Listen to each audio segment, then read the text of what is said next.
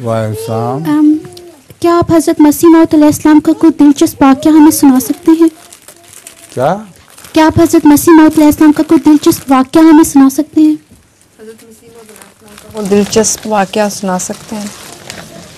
हज़रत मसीह मौऊद अलैहिस्सलाम के बहुत से दिलचस्प वाक़यात हैं।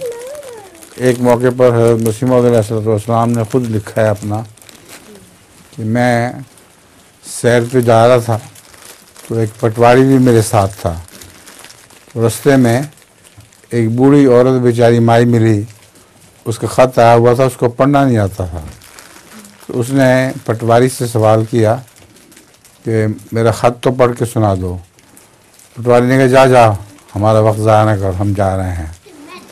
हज़रत मसीह मौऊद अलैहिस्सलाम ने उससे ख़त ले लिया और ख़ुद उसको बेचारी को पढ़ कर सुनाया और पटवारी को भी साथ ठहरना पड़ा।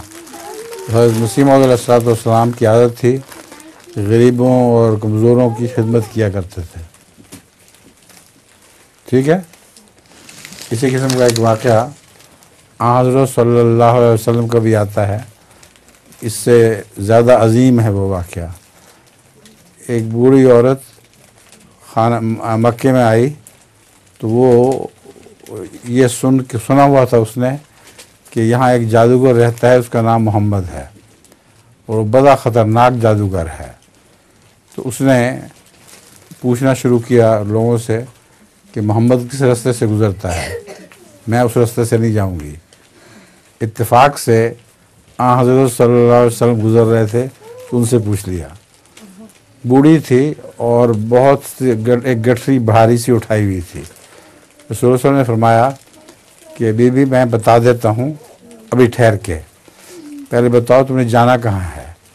उसने बताया तो गठरी आपने उठा ली और घर पहुँचा दिया। घर पहुँचा कर उसको कहा वो मोहम्मद मैं ही हूँ। उसने कहा फिर आपका जादू चल गया मुझ पर, मैं मुसलमान होती हूँ। तो हज़रत सल्लल्लाहु अलैहि वसल्लम का भी यही उसने खुल्क था कि बूढ़ों और कमज़ोरों की बहुत खिदमत किया करते थे। अब तकसीम कर दिए सबको।